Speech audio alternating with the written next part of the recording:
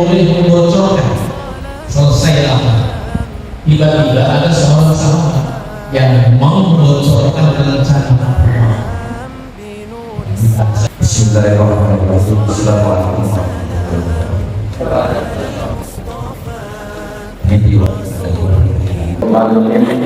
Assalamualaikum warahmatullahi wabarakatuh. Alhamdulillah wassalatu wassalamu ala asyrafil anbiya'i wal mursalin wa ala alihi wa sahbihi ajma'in.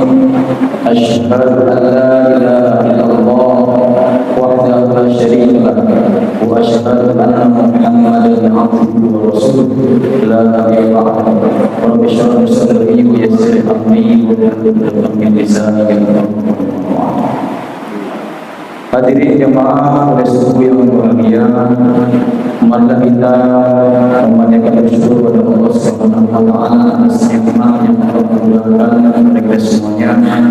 Alhamdulillahirabbil alamin. Allah masih memberi kepada kita nikmat iman, Islam, nikmat sehat dan nikmat diberikan Allah kesempatan untuk bisa melaksanakan ibadahnya.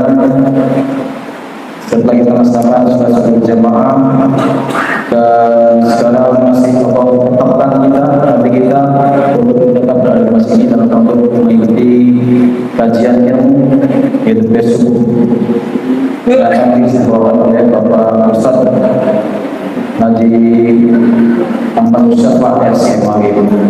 Semoga Allah SWT selalu memberi kita ridhonya dan rahmatnya. Amin. Salawat dan salam yang disampaikan dengan Nabi Muhammad SAW dari kepada keluarganya pada sahabat-sahabat yang kita ketahui di video yang akhir. Izinkan saya satu MC menyampaikan acaranya kita membukaan berupa langsung kita ikuti kajian ilmu kuliah subuh. Kemudian yang ketiga adalah tanya jawab dan tempat duduk. Mari kita sama-sama membuka kuliah subuh ini dengan membaca basmalah. Istighfar. Kami kita ingatkan sama-sama kuliah subuh yang disampaikan oleh Ustaz Bapak Haji Ahmad Mustafa dari MAG. Kepada beliau dipersilakan.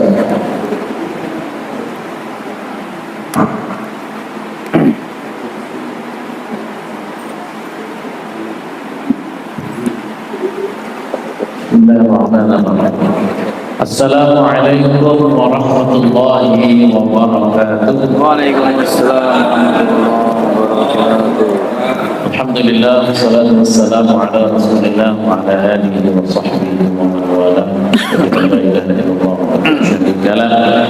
Wa asyhadu anna sayyidana wa nabiyyana Muhammadan abduhu wa rasuluhu la nabiyya ba'dahu. Wa shalli ala sayyidina Muhammad wa ala alihi wa sahbihi wa man tabi'ahu bi ihsanin ila yaumiddin. Amma ba'du. Para muhtaramin, para alim, para ulama, para asatidz, para sesepuh Taman Kampung Permai yang dimuliakan Allah Subhanahu wa taala. Sebelum memulai, sama-sama kita niat yang belum niat i'tikaf ya, biar keberadaan kita didapat pahala i'tikaf. Bisa lihatnya ya? Nawaitul i'tikaf fi hadzal masjid lillahi ta'ala. Saya niat i'tikaf di masjid ini karena Allah taala. Yang kedua, niat berangkat haji umroh. Niat berangkat haji umroh. Ngamalkan hadis Rasul sallallahu alaihi wasallam, man shallal fajra fi jama'atin thumma jalasa yadhkurullaha ta'ala.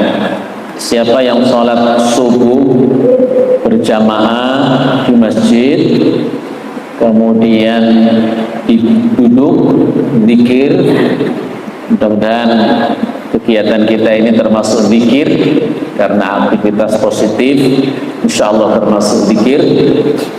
Tsumma jalasa yadhkurullaha hatta tatlu asy-syamsu, ya, duduk zikir sampai terbit matahari. Shalla raka'ataini, kemudian sholat 2 rakaat. Makanya ada yang biasa menyebut sholat isyraq atau sholat syuruk. Sholat 2 rakaat, kana lahu ka ajri hajjatin wa umratin, maka dia mendapatkan pahala haji dan umrah tammatan tammatan tammatan, disebut 3 kali oleh Rasulullah, sempurna sempurna sempurna. Ini kalau di luar Ramadan, apalagi kalau kita laksanakan di dalam Ramadan. Mudah-mudahan insyaallah pahalanya sama dengan yang haji dan umrah. Sudah niat i'tikaf ya? Baik, bismillahirrahmanirrahim. Insyaallah kita akan sama-sama belajar dari ayat Al-Quran kaitannya dengan peristiwa besar yang terjadi di bulan Ramadan. Peristiwa dalam sejarah Nabi Muhammad sallallahu alaihi wasallam. Kejadiannya pada tahun pertama disyariatkannya puasa Ramadan. Jadi puasa Ramadan ini disyariatkan oleh Allah Subhanahu wa taala tahun kedua Hijriyah. Di tahun itu juga Allah Subhanahu wa taala mensyariatkan jihad. Gitu ya. Kaum muslimin yang selama ini berada di Mekah, dizalimi, kemudian tidak pernah melakukan pembelaan diri, tidak pernah melakukan pembalasan. Kemudian ketika hijrah ke Madinah di tahun kedua Hijriah sama, di bulan Ramadan itu kaum muslimin diizinkan oleh Allah Subhanahu wa taala untuk mempertahankan diri, menjaga kemuliaan Islam. Maka kemudian terjadilah peristiwa yang disebut dengan Ghazwatu Badrin Al-Kubra, Perang Badar. Ini terjadi di bulan Ramadan. Ini mungkin jarang dikaji ya, di bulan Ramadan. Mungkin biasanya kalau Ramadan nuansanya enaknya yang melembutkan hati. Tapi di dalam peristiwa Ghazwatu Badrin Al-Kubra ini banyak pelajaran yang sangat luar biasa yang bisa kita ambil, dan peristiwa ini diabadikan oleh Allah di dalam surat Al-Anfal. A'udzu billahi minasyaitonir rajim. Wa idh ya'idukumullahu ihda ta'ifataini annaha lakum wa tawadduna anna ghayra dhati syawkati takunu lakum wa yuridullahu an yuhiqqal haqqa bi kalimatihi wa yaqta'a dabiral kafirin. Selain Ghazwatu Badrin Al-Kubra, ada peristiwa peperangan juga, meskipun tidak terjadi peperangan, itu juga terjadi di bulan Ramadan, yaitu peristiwa Fathu Makkah, penaklukan kota Makkah. Ya, Rasulullah dulu hijrah ke Madinah. Ketika keluar dari Madinah, ya, Rasulullah berbalik arah melihat ke kota Mekah. Kemudian mengatakan kepada Mekah, ya Mekah, anti ahabbu biladillah. Wahai Mekah, engkau adalah negeri yang paling aku cintai. Ini dalil hubbul watan minal iman. Gitu ya. Cinta tanah air bagian dari keimanan. Artinya Rasulullah mencintai tanah airnya. Kelahiran Rasulullah berada di Mekah. Kemudian karena beliau diusir, kalaulah bukan mereka mengusir saya tidak akan pergi dari negeri ini. Itu peristiwa awal ketika Rasulullah hijrah ke Madinah, dan beliau berjanji saya akan kembali ke Mekah. Maka kemudian Rasulullah kembali ke Mekah dalam peristiwa Fathu Makkah, penaklukan yang besar, menaklukkan kota Mekah yang di situ banyak sekali sekali kaum muslimin, ada jumlahnya 10.000 kaum muslimin yang ikut di dalam peristiwa Fathu Makkah. Kemudian banyak di antara orang-orang Mekah kemudian masuk Islam. Banyak orang masuk Islam, termasuk Abu Sufyan yang sebelumnya sangat keras memusuhi Rasulullah Sallallahu Alaihi Wasallam. Ketika melihat gelombang manusia yang sangat besar dari Madinah, maka orang kafir Quraisy tidak melakukan perlawanan apapun meskipun kaum muslimin tidak membawa senjata. Nah, ini terjadi di bulan Ramadan juga peristiwa Fathu Makkah, penaklukan kota Makkah. Sehingga Ramadan ini banyak orang, para ulama menyebutnya sebagai Syahrul Intisharat, bulan kemenangan. Bulan kemenangan ini karena terjadi peperangan-peperangan di bulan Ramadan dan kemudian Allah berikan kemenangan kepada kaum muslimin. Di dalam perang Badar, ya, kaitannya nanti ada kaitannya antara perang Badar dengan Fathu Makkah. Ya, perang Badar ini adalah perang yang pertama kali dan berat tentunya karena belum pernah dalam pengalaman sebelumnya ada perang besar. Dan ini pertama kali diizinkan oleh Allah kaum muslimin untuk mempertahankan diri. Yang dimulai dengan adanya kelompok dagang Abu Sufyan, ya, yang kemudian mereka dulu ketika kaum muslimin diusir, ketika kaum muslimin hijrah ke Madinah, banyak kekayaan kaum muslimin yang dirampas, banyak kekayaan kaum muslimin yang diambil, dikuasai oleh orang-orang kafir Quraisy. Nah, ini ada kelompok dagang yang menyeberang, yang melewati Madinah, kemudian kaum muslimin diperintahkan oleh Allah Subhanahu wa taala untuk mengambil kembali harta kekayaan yang pernah diambil oleh orang kafir Quraisy. Yang ini kemudian memicu terjadinya perang Badar. Upaya kaum muslimin untuk merebut kembali, untuk istilahnya memblokade atau menguasai kafilah dagang ini, tetapi akhirnya tidak sampai dikuasai oleh kaum muslimin karena diketahui oleh orang kafir Quraisy. Orang kafir Quraisy langsung minta bantuan kepada Mekah, meminta bantuan kepada pusat. Ya, akhirnya kemudian terjadilah perang Badar. Ya, kaum muslimin dengan orang-orang kafir Quraisy. Diriwayatkan, di dalam riwayat disebutkan kaum muslimin jumlahnya 314, ada yang menyebutkan 313. Sementara orang-orang kafir Quraisy jumlahnya 1000. Jadi 3 kali lipat, ya, besarnya jumlah orang-orang kafir Quraisy. Nah, di dalam peristiwa ini Rasulullah Shallallahu Alaihi Wasallam, karena ini adalah perang yang luar biasa dan jumlah kaum muslimin sedikit, Rasulullah kemudian di malam hari berdoa kepada Allah Subhanahu wa taala. Tentu berarti doanya ini terjadi di bulan Ramadan. Rasulullah melakukan qiyamul lail, kemudian Rasulullah berdoa dengan serius. Disebutkan dalam riwayat itu Rasulullah mengangkat tangannya sangat tinggi sekali sampai terlihat ketiaknya yang putih, hatta zaharat ibtaw, kedua ketiaknya yang suci, yang bersih, yang putih itu sampai terlihat. Nah, di sini disebutkan oleh Allah Subhanahu wa taala dalam Al-Qur'an, dalam surat Al-Anfal ayat 9, "Idz tastaghifuna rabbakum fastajaba lakum anni mumiddukum bi alfin minal malaikati murdifin."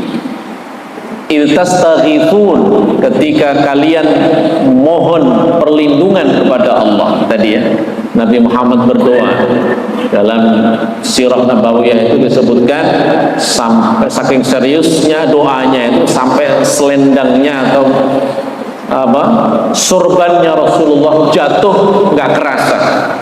Ya, saking seriusnya doanya.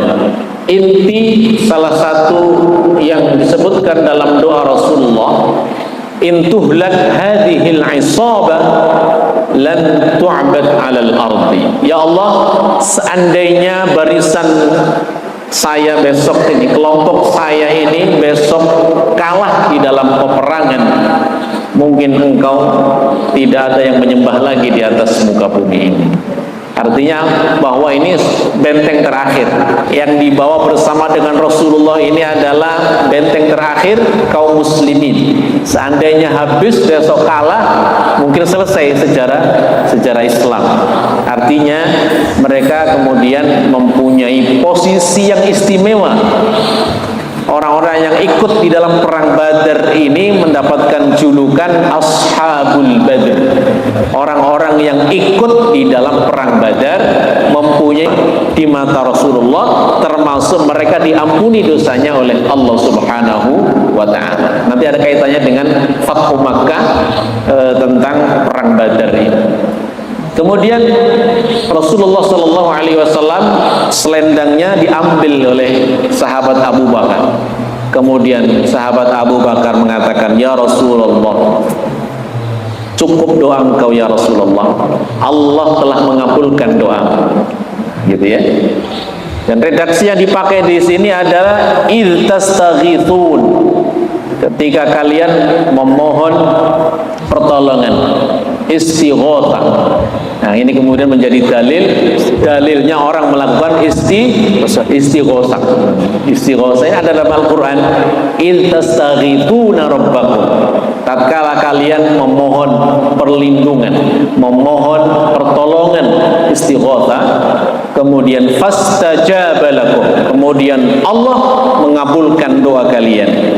Anni mumiddukum, kata Allah, anni mumiddukum, saya akan mengirimkan ribuan malaikat, bi alfin minal mas, 1000 malaikat dikirim oleh Allah Subhanahu wa ta'ala untuk mendukung, untuk menolong, menguatkan pasukan kaum muslimin. Ini dalam peristiwa perang Badar. Nah, biasanya ini perang, biasanya kalau dalam kondisi perang itu pikiran tentu berkecamuk, gitu ya. Kita saja kalau punya acara besar biasanya itu kita kurang nyaman tidurnya.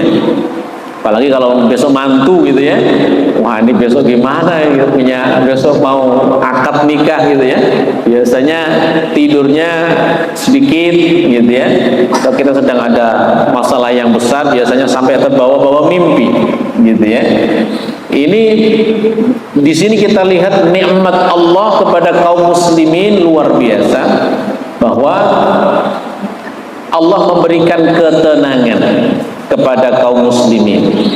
Jadi tidak ada kekhawatiran bagi kaum muslimin, diberikan kemantapan di dalam hatinya. Wa ma ja'alahu Allahu illa busyra wa litatma'inna bihi qulubukum wa man nasru illa min 'indillah. Kemenangan hanya dari Allah Subhanahu wa ta'ala. Pada malam hari itu kaum muslimin itu diserang dengan rasa ngantuk. Dikirimkan oleh Allah rasa ngantuk. Jadi apa? Kalau kita ngantuk ya, kalau ngantuk itu punya ngantuk berat sehingga mau nggak mau tidur saja, saking beratnya. Idh yughashshikumun nu'asa amanatan minhu wa yunazzilu 'alaikum minas sama'i ma'an. Ngantuk, betul-betul ngantuk. Akhirnya tidur kaum muslimin. Ya, ini tidurnya bukan tidur di kasur ya, tidur dalam kondisi di lapangan mau perang. Ya, dalam kondisi di lapangan mau perang. Tetapi mereka bisa tidur nyenyak. Karena apa? Karena ini ngantuk ini adalah diberikan oleh Allah Subhanahu wa ta'ala. Jadi kalau ada teman kita yang ngantuk saat ini, jangan diganggu ya. Itu nikmat dari Allah Subhanahu wa ta'ala. Karena kalau nggak ada ngantuk bahaya, tiba-tiba langsung tidur. Ya, itu bisa ya, bisa kecelakaan lebih dahsyat gitu ya. Nggak kebayang kalau kita nggak dikasih ngantuk gitu ya, tiba-tiba langsung tidur aja. Wah, itu bahaya. Ya, jadi salah satu bukti ngantuk itu adalah nikmat. Idh yughashshikumun nu'asa amanatan minhu, ngantuk. Ketika tidur karena ngantuk tidur, ya, gitu ya. Ngantuknya berat, betul-betul berat. Akhirnya tidur, kaum muslimin tidur semuanya. Kecuali Rasulullah tadi yang berdoa. Tidur, ketika tidur mimpi, ya, gitu ya. Mimpi yang indah. Kebayang ya?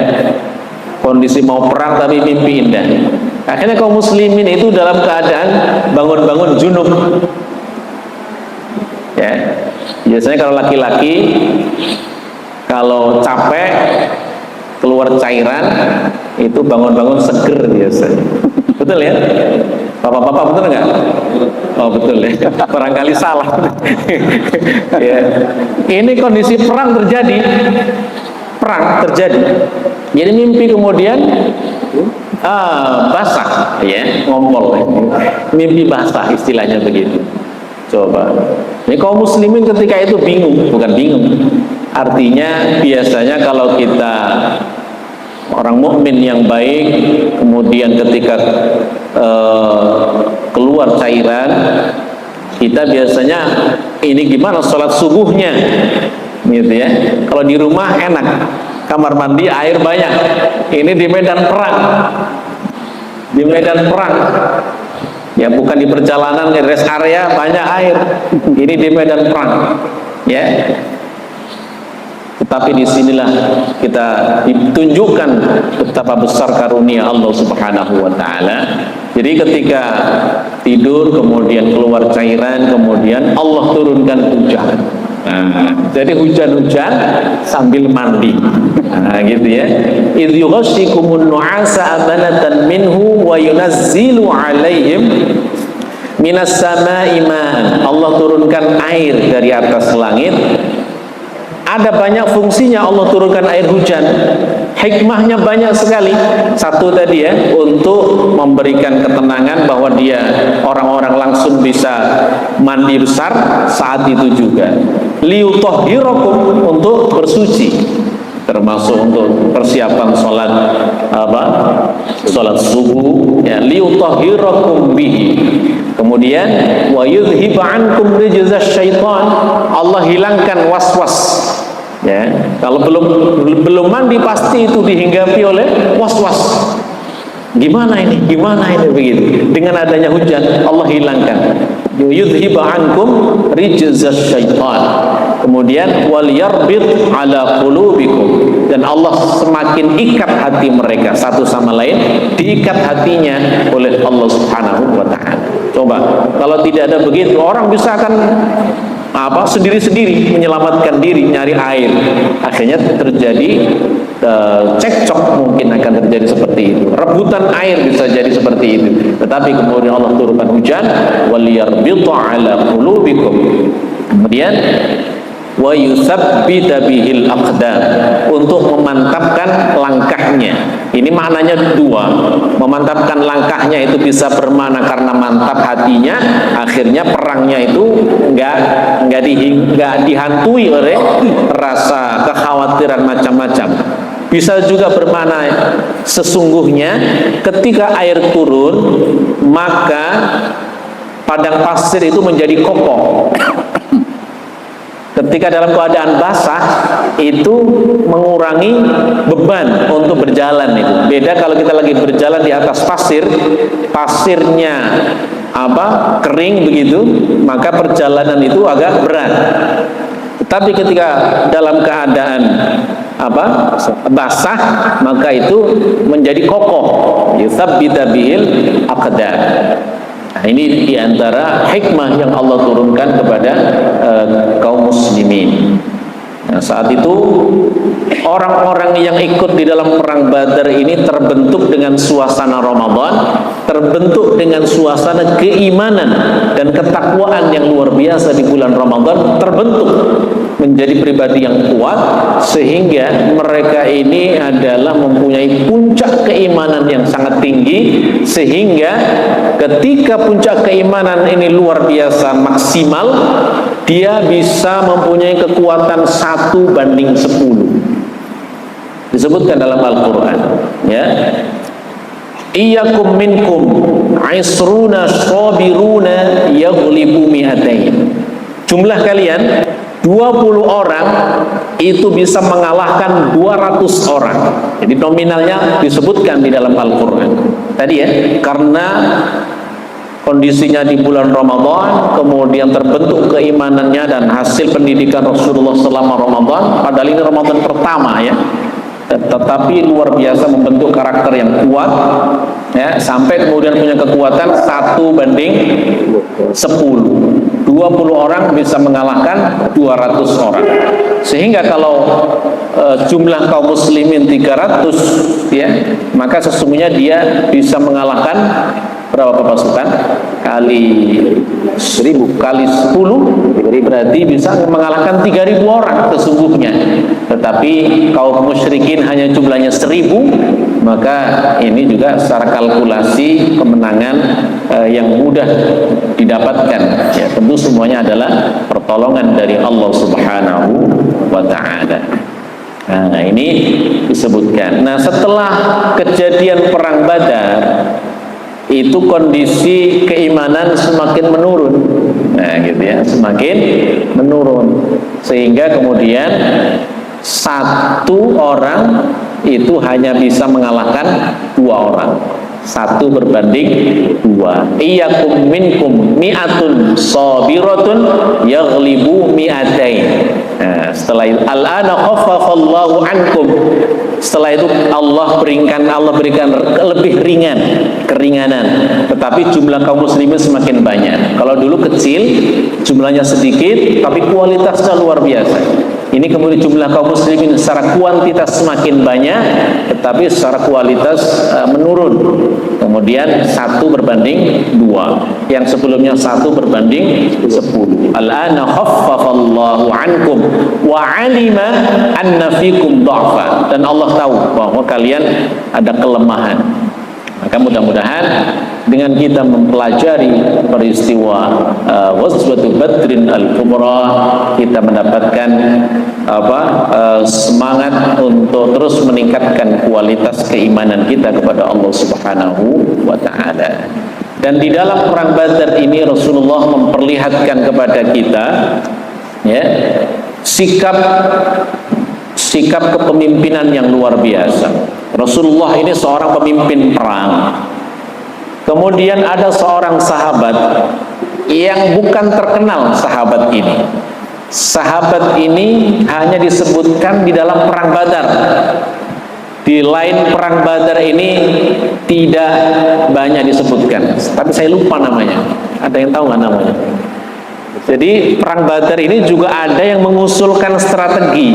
Biasanya yang kita kenal itu kan strategi perang Khandaq, Salman Al-Farisi, begitu, ya. Ini ada juga dalam perang Badar ini, ada juga sahabat yang mengusulkan strategi perang. Jadi karena saking nggak terkenalnya sahabat ini, saya sampai lupa. Dulu apal tapi sekarang lupa, gitu, ya. Nanti coba dicari sahabat yang mengusulkan.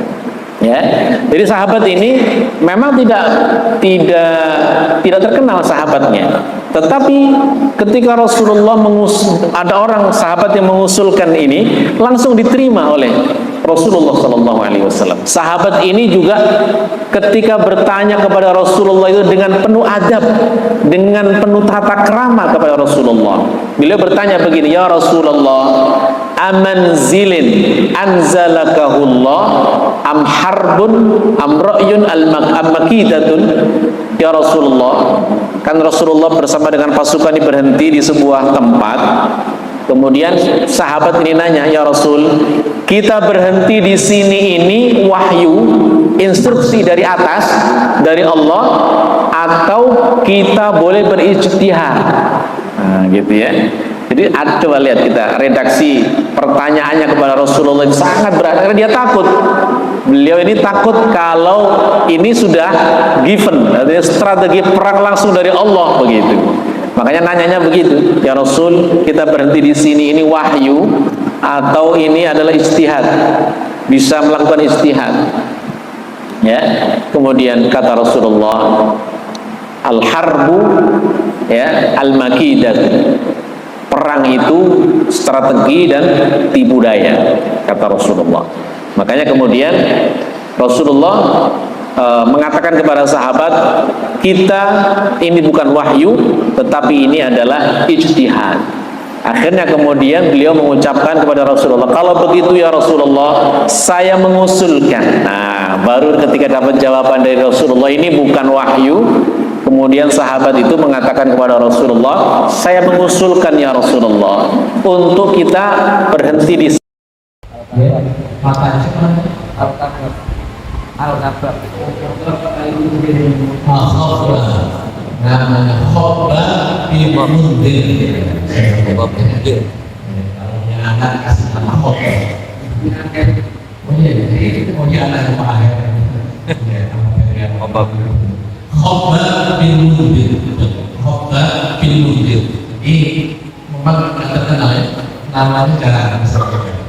Jadi karena punya posisi juga, bukan panglima perang, ya, bukan ustaz sahabat, ustaz kita dari sini Rasulullah, dari siapapun Rasulullah kan, ya, rojul pada bahasa kita rojul, mengusulkan.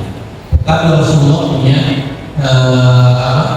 apresiasi, kemudian ketika masuk akal, kemudian strategi yang bagus, akhirnya diambil Rasulullah SAW. Maksudnya strategi itu mengikuti apa yang diusulkan oleh sahabat Khobah bin Mundir. Artinya kaum muslimin menguasai sebuah lembaga.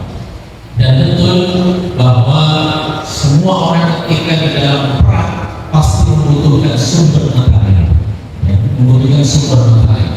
Akhirnya inilah termasuk salah satu wasilah kemenangan secara fisik kaum muslimin dibandingkan dengan orang kafir dan berbeda. Tentunya orang mukmin mendapatkan kemenangan dari Allah Subhanahu wa Ta'ala. Karena ini benteng terakhir, Ashabul Badar, pasukan perang Badar ini pasukan terakhir, maka mereka punya kedudukan dan posisi yang istimewa kepada Rasulullah SAW. Salah satunya dibuktikan dengan peristiwa Fathu Makkah. Jadi sebelum peristiwa Fathu Makkah, Rasulullah rapat bersama dengan para sahabat. Dari rapat itu diputuskan bahwa kita akan melakukan Fathu Makkah, tetapi jangan ada yang membocorkan rencana Fathu Makkah. Meskipun ada di antara kita, karena banyak sahabat Muhajirin asalnya dari Mekah, mereka punya keluarga di Mekah, nggak boleh ada yang menginformasikan, nggak ada yang boleh membocorkan. Selesailah, tiba-tiba ada seorang sahabat yang mau membocorkan rencana Fathu Makkah. Di bahasa kita membocorkan rahasia negara. Namanya Hatib bin Abi Baltah. Hatib bin Abi Baltah. Orang ini mengirim surat mengabarkan akan terjadi gelombang manusia besar-besaran dari Madinah menuju Mekah, Fathu Makkah. Dia mengutus seorang perempuan untuk membawa surat. Kalau dulu mengirim berita, mengirim mobil. Sekarang biasanya bisa ngirim bisa video call gitu ya. Teman-teman dulu ngirim murid. Orang yang dibawa oleh orang yang disuruh oleh Hatib bin Abi Baltah membawa surat untuk mengirimkan ke Mekah. Kemudian Rasulullah didatangi malaikat Jibril, dikasih tahu bahwa ada yang mau membocorkan rencana Mekah. Jadi Rasulullah mengutus 5 orang sahabat untuk mencari orang yang diutus oleh Hatib bin Abi Baltah. Diberikan ciri-ciri oleh Rasulullah, instruksinya jelas. Rasulullah instruksikan kepada sahabat, Sahabat cari orang tempatnya di sebuah lembah di sini, seorangnya ciri-cirinya perempuan ini disebutkan ciri-cirinya oleh Rasulullah. Subhanallah. Yang diungkapkan oleh namanya Rasulullah. Berangkatlah sahabat berangkat ke sebuah tempat di waktu yang sudah ditentukan oleh Rasulullah, di tempat yang ditentukan oleh Rasulullah, dengan menemukan ciri-ciri orang yang tadi, ambil darinya sebuah surat. Ketemu orang yang sesuai dengan ciri-ciri yang disebutkan oleh baginda Nabi Muhammad SAW. Akhirnya ditanya, wahai seseorang, berikan kepada kami surat yang kamu bawa. Nah, surat apa? Saya tidak membawa surat. Kemudian sahabat yang diutus oleh Rasulullah sempat bingung. Masa Rasulullah kayaknya mungkin Rasulullah salah informasi, nggak mungkin Rasulullah salah instruksi. Akhirnya digertak sama sahabat, kamu berikan atau kami yang menggeledah. Itu akhirnya takut. Akhirnya dikeluarkan suratnya, itu disimpan di konde belakangnya, dimasukkan tusuk pakai tusukannya itu. Jadi kalau dicari itu susah ya, dan nilainya di sini, nilainya di rambut belakang. Kemudian baru diserahkan. Para sahabat pun ketika mendapatkannya, karena instruksinya hanya mengambil, nggak dibuka. Kadang-kadang kalau orang zaman sekarang, anak-anak bahasa sekarang kepo, isinya apa? Sampai saya disuruh datang ke sini, kemudian Rasulullah tahu orang perempuan ini begitu ya, namanya kepo. Tapi sahabat itu Masya Allah, instruksinya A, B, nggak meningkat, nggak melakukan inovasi di luar instruksi gitu ya. Kalau tidak ada perintah, tapi kemudian ya, akhirnya hanya ngambil saja, kemudian diserahkan kepada Rasulullah SAW. Tentu kalau mereka sahabat membuka, pasti akan ya, ada sesuatu yang tidak pantas dan sebagainya.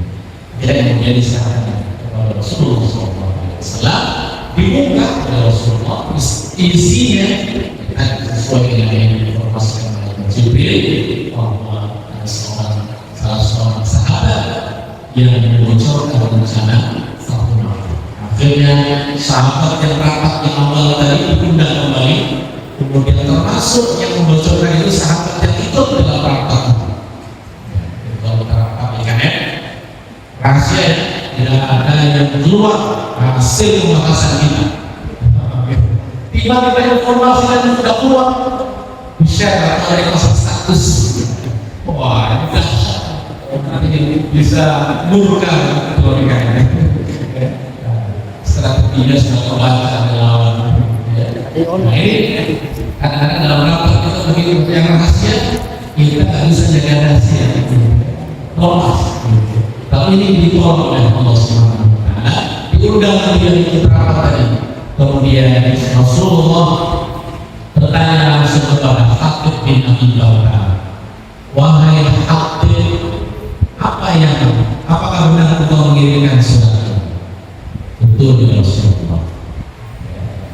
Langsung Umar bin Khattab ada di situ. Ya Rasulullah, izinkan saya potong ya, karena ini dahsyat ya, karena ini kesalahan yang luar biasa, membocorkan rahasia negara. Ya, kata Rasulullah, wa ya Allah, innahu min ahli badrin fa inna Allah ghafara lahu.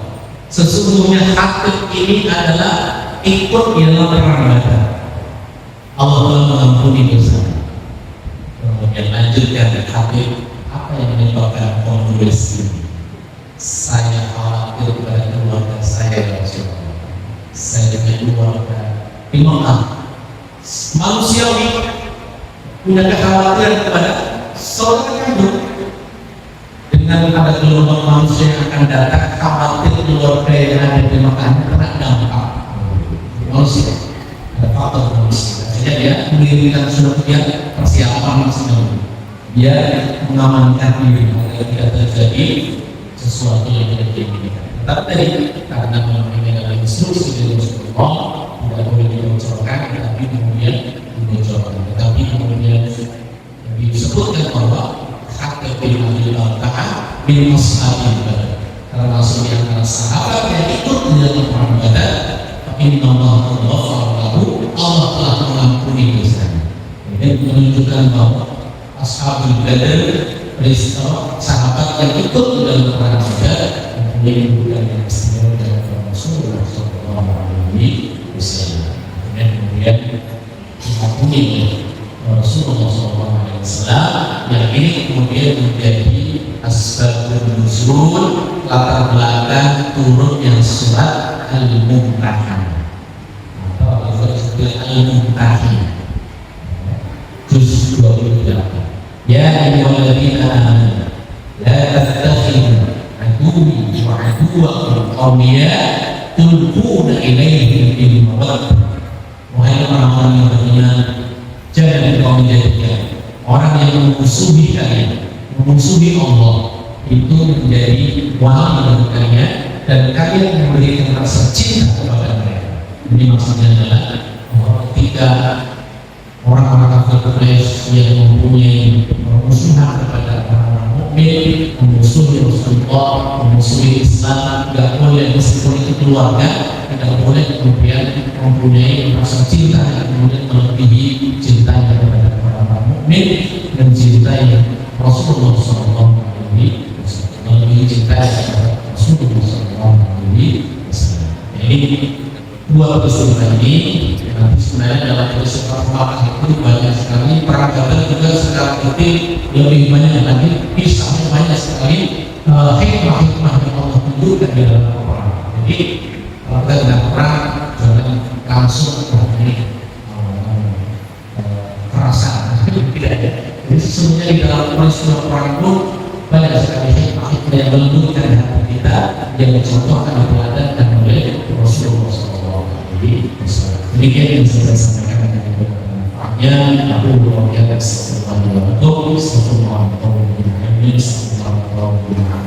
Assalamualaikum warahmatullahi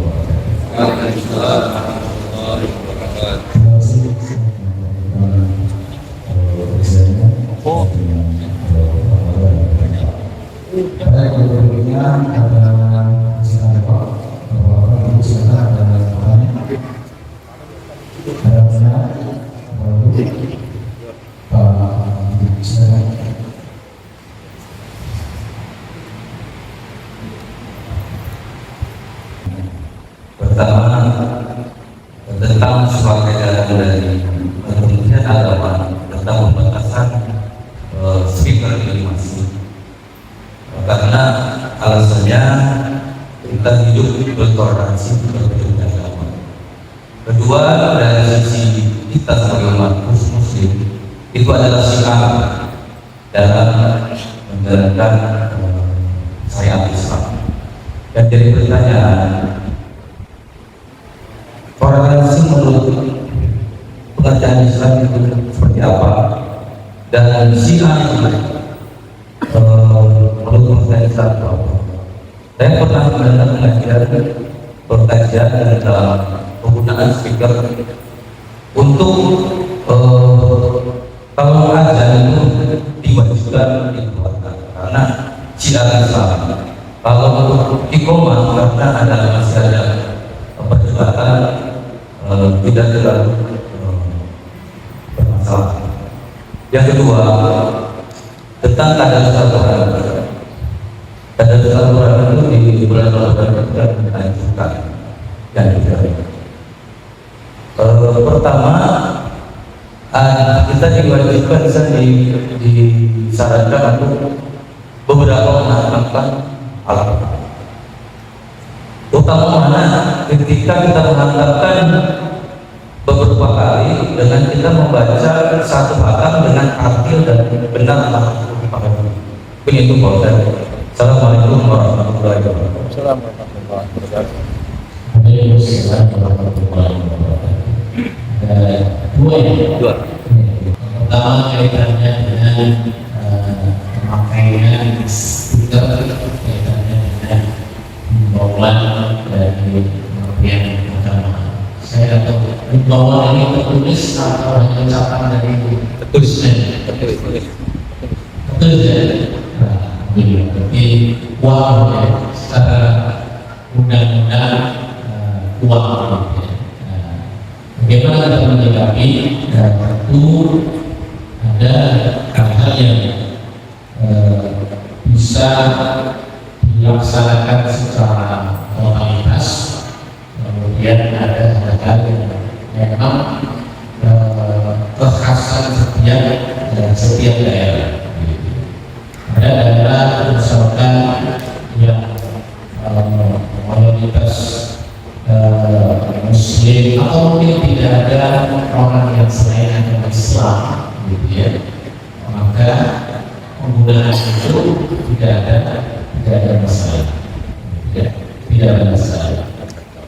Jadi, makanya ada instruksi yang sifatnya umum, tetapi pelaksanaannya menurut saya tetap dia akan melihat lingkungan yang ada di sana, sehingga itu yang dikhawatirkan itu tidak terjadi. Ya, khawatirnya suara ini kan mengganggu, sehingga kemudian dianggap tidak toleran. Ya, dia sebenarnya itu bahwa ada wilayah daerah yang memang sudah terbiasa, kemudian memang di situ misalkan di wilayah pesantren, di wilayah yang tidak ada orang agama lain begitu, kecuali agama Islam. Maka syiar-syiar, informasi-informasi ibadah itu dengan biasa. Contoh misalnya, yang saya lihat di daerah saya, misalkan ya di Jawa Timur itu memang kampung sekali, dan memang tidak ada orang agama yang semuanya Muslim gitu. Dan kegiatan-kegiatan yang menggunakan speaker itu ya seperti biasanya. Kalau dibilang tidak mengindahkan instruksi, ya tidak mengindahkan, karena memang tidak berubah, tetap ada. Itu yang terjadi seperti itu. Di daerah yang lain tentu ya ada daerah-daerah yang mungkin kaum muslimin lebih timbang mungkin 50-50, sehingga kegiatan-kegiatan yang dilakukan kemudian sampai malam itu dianggap mengganggu orang lain. Kemudian kita istilah harus bijak di dalam melaksanakan ini, termasuk mungkin juga sesama muslim. Tetapi kalau misalkan dilakukan di atas jamnya 3 jam, misalkan di atas jam 12, ada sekolah luar ngaji dan darus, mungkin itu juga akan mengganggu orang yang sedang istirahat. Apalagi rumahnya dekat masjid, sorongnya di depan rumahnya, gitu ya. Itu nggak bisa tidur gitu ya. Apalagi yang bacanya nggak benar. Kalau bacanya enak, itu enak jadi bukan tidur.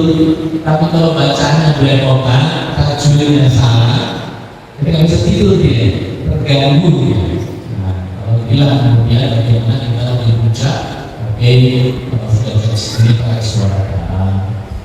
Kalau pakai suara luar, mungkin ya bacanya sudah bagus. Jadi benar-benar syiar, jangan sampai menjadi negatif.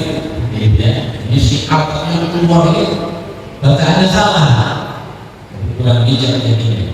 Itu akan jadi salah semua. Jadi orang nilainya juga kurang baik. Orang yang semuanya punya positif, dapatnya semua begitu punya pikiran positif, itu lagi belajar lagi dibenerin sama yang lain, kan gitu. Harusnya pokoknya intinya sih bagaimana kita tetap berpikiran positif apapun kondisinya. Terus kita tidak pernah kemudian dalam melaksanakan ibadah ini untuk menyakiti orang lain, untuk mengganggu orang lain, jangan sampai. Gitu ya. Mudah-mudahan masjid kita, ya,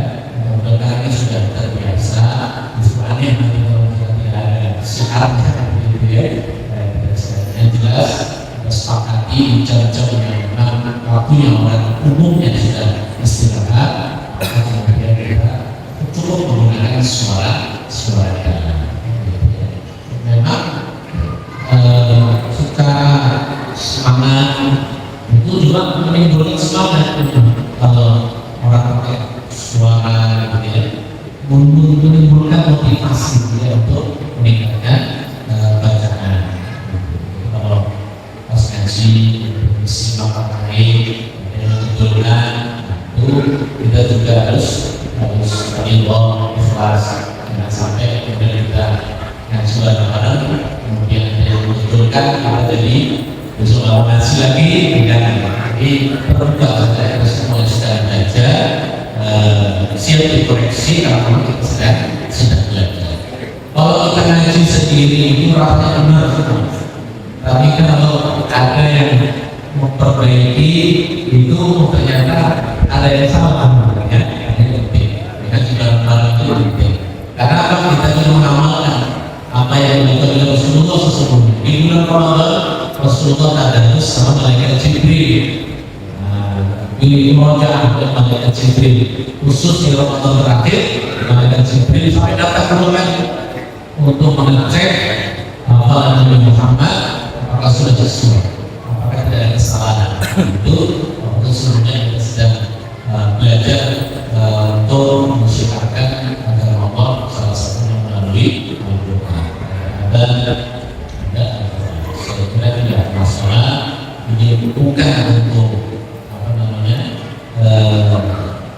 memberontak dari kebijakan pemerintah, saya tidak. Itu mungkin berlaku untuk daerah-daerah tertentu yang rawan ketika ini dilakukan akan terjadi konflik. Kita insya Allah semua jelas jangan sampai di batas waktu yang memang ketika orang istirahat akan mengganggu lain istirahat. Kemudian yang kedua kaitannya dengan tadarus. Tadarus yang utama menghatamkan jumlah banyak dengan satu kalinya tadi. Ini dua hal yang bagus, jangan dibentur, gitu ya. Kita hatam yang banyak, ambil salah satu, kita juga mendahulunya dengan banyak, gitu ya. Jadi karena membaca Al-Quran dengan banyak, pahalanya juga banyak. Karena satu huruf Allah bergandakan menjadi 10. Kemudian kalau kita baca dengan tadabbur, maka itu akan semakin melembutkan hati kita semakin kenal dengan Allah Subhanahu wa Ta'ala. Dua hal yang jangan dibenturkan, tapi dua-duanya bisa kita laksanakan. Kita baca yang banyak, oke. Kemudian kita baca dengan tadabbur satu, juga nggak mesti sampai selesai 3 juz, 30 juz sudah masalah. Misalkan tahun ini dapat 10 juz misalkan, dan masalah. Nah, itu sudah 10 juz itu sudah luar biasa. Ya, jadi ada sesi yang memang kita baca dengan artinya, sesi yang kita baca dengan tafsirnya luar biasa. Kemudian kita juga tetap untuk mendapatkan bilangan untuk bisa mendapatkan Al-Quran yang jelas. Ketika kita membaca tentu dengan tertib, tentu dengan tajwid yang benar. Tapi kita lihat kemampuan kita tentu berbeda-beda. Ada yang masih belajar, ada yang memang masih sudah lancar betul. Insya Allah semuanya mendapatkan pahala terbaik dari Allah Subhanahu wa Ta'ala. Al-Iman bil Quran ma'asafaratil kiramil bararah.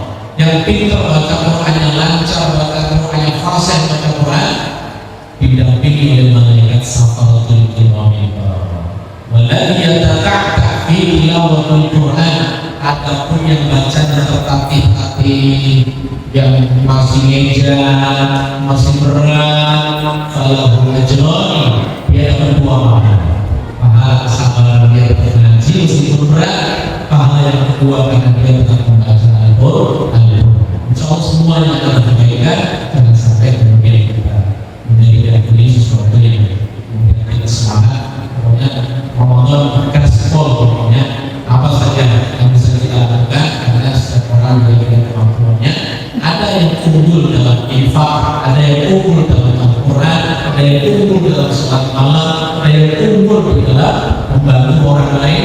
Pas kita maksimal maksimalkan yang kita bisa, insya Allah kesempatan dari Allah Subhanahu Wa Taala posisi terbaik dengan Allah Subhanahu Wa Taala. Wallahu a'lam bishawab.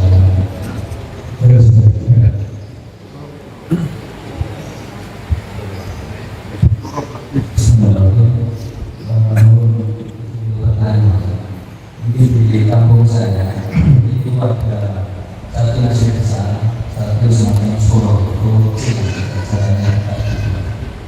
ada ini ada salah pelaksanaan sholat Id itu menyatu di masjid besar, tapi pada hari biasanya seorang jemaah bersolat masing-masing. Tapi sebenarnya saya berkata, artinya misalkan imam ini baca, ini juga benar, imam ini baca, ini benar.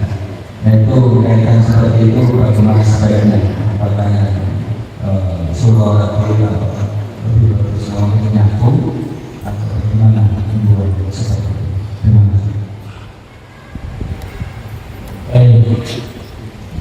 Tempat ibadah di Indonesia itu ada membedakan ada surau, musola, dan masjid.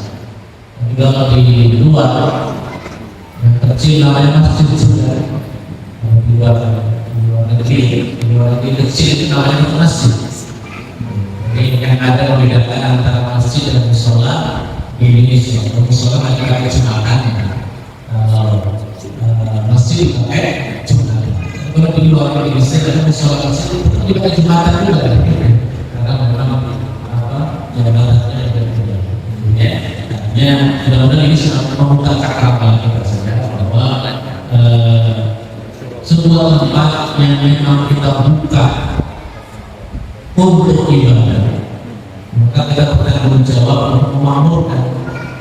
Jangan sampai kita bangun musola, bangun masjid, kemudian terlambat, hidupkan. Yang jelas, jangan sampai membangun itu adalah dalam rangka untuk memecah belah. Itu yang boleh. Karena terjadi zaman Rasulullah namanya Masjid Bilal, untuk menyaingi dunia awalnya sudah sama.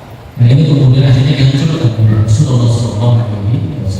Saya kira niatnya bukan untuk itu tidak ada masalah. Intinya adalah masjid itu adalah untuk menyambungkan tempat ibadah itu adalah untuk menyambungkan fasilitasi orang yang bersepuh, orang yang harus jalan yang jauh, Tapi ketika kita mengerti tentang hukum asalnya, semakin jauh maka semakin banyak pahala, semakin banyak jamaah, otomatis jamaahnya pahalanya juga semakin berat. Tapi kalau sudah ada tertentu maka jangan sampai terlambat.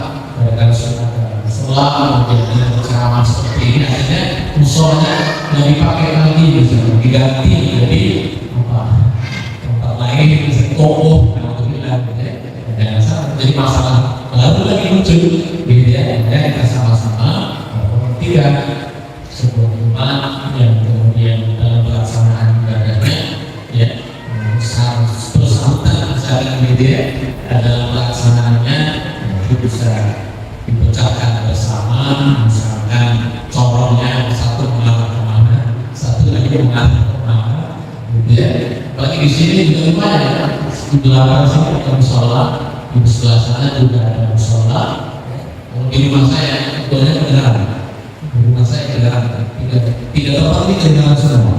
Di belakang saya dan di sebelah kanan di umumnya terdengar jelas sekali di rumah saya. Di sini juga sangat keras sekali dan syukur juga kedengaran dari saya. Alhamdulillah semakin banyak siarnya, semakin banyak bisa menampung orang ibadah. Boleh jadi orang agak berat ketika jalan ke masjid, alhamdulillah dapat tempat di sana. Intinya adalah jangan sampai ini kemudian menjadi asbab ketidaknyamanan, menjadi asbab kita saling berantem. Alhamdulillah, insya Allah tidak ada. Kalau di sini kita sama-sama mensyariatkan agama Allah, sama-sama memfasilitasi kasih kemudahan orang untuk melaksanakan ibadah. Itu saja. Pun pelaksanaan ya memang yang pelaksanaan yang enak itu sholat dalamnya harus lengkap. Jadi ketika imamnya mau baca Al-Quran itu pokoknya nggak benar dari luar. Karena sholat dalamnya lengkap. Jadi kita imam juga kadang imam itu nggak terlalu percaya diri, ya akhirnya naruh nilai jauh. Pokoknya kalau dari imam kayak gitu saja, gitu ya. Tegakkan dirinya, biar apa? Ini membantu jamaah, kenyamanan jamaah. Biar jamaah itu nggak benar dari luar. Takutnya dia yang mengenal Allah, kira imam sini, gitu ya. Nah, kemudian di sini soalnya bagus ini, ya mungkin kalau kita di sini, jadi memang akan nonton imamnya, tapi yang langsung ke mulut ini ya, kaji. Ya buku boleh Kalau sini harus menunduk imamnya, harus ngotot. Tapi itu sudah bagus. Di tempat lain, kalau pas lagi suruh waktu keras suaranya, karena kita pegang ini depan mulut, pas sudah sholat. Kalau di sini, nggak kedengeran, beda kan suaranya? Beda kalau beda kan? Beda. Sama, memang benar begitu nasibnya, gitu ya. Jadi kalau kita harus ngotot mengeluarkan suaranya, ya biar nggak terlalu ngotot imamnya, dia bisa panjang-panjang suaranya. Yang mana, cara yang langsung ke mulut, ada yang diambil baterai. Insyaallah semua memberikan syaratan. Jadi kalau maksimal kita mendengar seperti ini, insyaallah tidak mendengar dari luar.